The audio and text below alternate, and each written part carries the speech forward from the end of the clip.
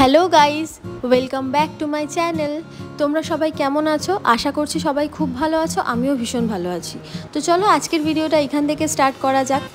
আজকে আমি চলে গিয়েছিলাম আমার অফিসের একটা মিটিংয়ে। তো মিটিংটা স্টার্ট হওয়ার টাইম ছিল 10:30 থেকে 11টার মধ্যে। তার জন্য আমাকে বাড়ি থেকে বেরোতে হতো 8:30টার সময়, কিন্তু আমি 8:30টায় বেরোতে পারিনি, ঘুম থেকে উঠতে লেট হয়ে যাওয়ার কারণে। কিন্তু কোনো ব্যাপার না, মেট্রো বা বাসে গেলে আমার যে টাইমটা লাগতো তার থেকে অনেক কম টাইমে আমি র্যাপিডোতে করে পৌঁছিয়ে যাব। তার জন্য আমি একটা র্যাপিডো বুক করে নিলাম আর চলে গেলাম। কিন্তু রাস্তাতে একটুখানি জ্যাম ছিল, আমার ফার্স্ট মিটিংটা অ্যাটেন্ড করতে আমি পারলাম না, বাট সেকেন্ড মিটিংটা আমি জয়েন করে ফেলেছি। পৌঁছে গিয়েছিলাম আমি আমার যেখানে যাওয়ার ছিল, জায়গাটার নাম হচ্ছে স্বভূমিদা হেরিটেজ প্লাজা। এখানে ছিল আমাদের মিটিংটা। তাই মিটিংয়ের রুমটাতে যাওয়ার আগে আমি এইখানে রাস্তাটাতে একটুখানি দেখছিলাম ঘুরে, কারণ ফার্স্ট মিটিংটা যেহেতু হয়ে গিয়েছিল, তো এখন ব্রেক টাইম চলছিল, তার জন্য এখন আর মিটিং রুমে গিয়ে লাভ নেই। এখন ভালো একটু বাইরেটা দেখে নিই যে বাইরেটা কীরকম, কতটা সুন্দর একটা জায়গা।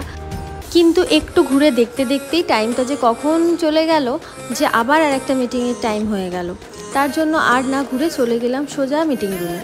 একটা কথা বলতেই হবে, যেটা হলো আমি সব সময় সব জায়গায় যাওয়ার জন্য সবার থেকে লেটে পৌঁছাই। সেটা কোনো অফিসিয়াল মিটিং হোক অথবা কোনো বন্ধুদের সাথে বেরোনোর কথা হোক, সমস্ত জায়গায় আমার লেট হবেই হবে।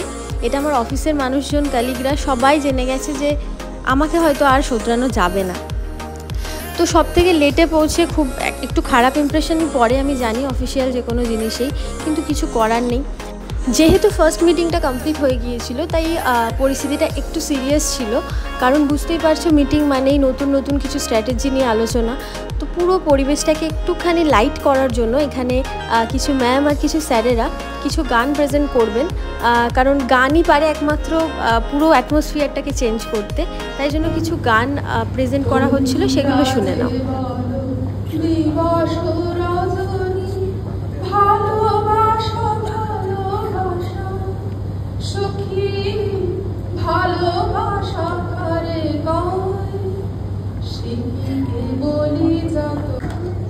সাদা সাদা কালা কালা রং জমেছে সাদা কালা, হইছি আমি মন পাগেলা বসন্তকালে। তুমি বন্ধু কালা পাখি, আমি যেন কি বসন্তকালে তোমায় বলতে পারিনি। দেখো, এত সিরিয়াস সিরিয়াস কনভারসেশন, তার সাথে ওয়ার্ক লাইফের এত প্রেশার, এত ধরনের স্ট্র্যাটেজি, এত ধরনের চ্যালেঞ্জেস, সমস্ত কিছু কিন্তু নিজেকেই ফেস করতে হয়। সেখানে কিন্তু কোনো ধরনের কোনো ম্যানেজার বা কোনো সিনিয়র বা তোমার হয়তো অফিসে কোনো কেউ আছেন যে তোমাকে বোঝেন, সেটা কোনো ম্যাম হতে পারে, কোনো স্যার হতে পারে।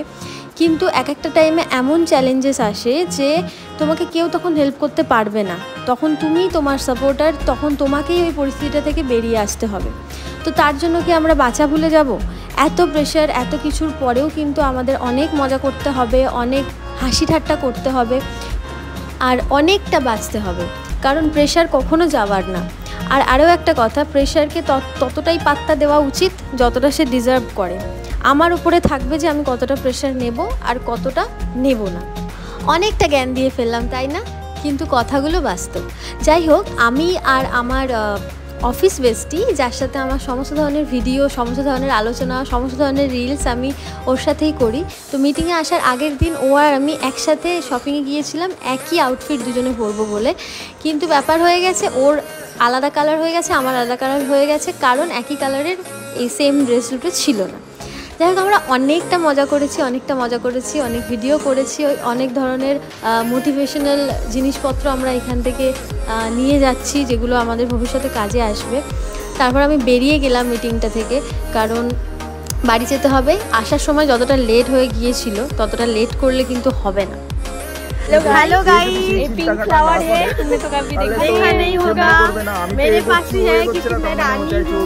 ना ना चल, দুর্দান্ত মিটিং হয়েছে।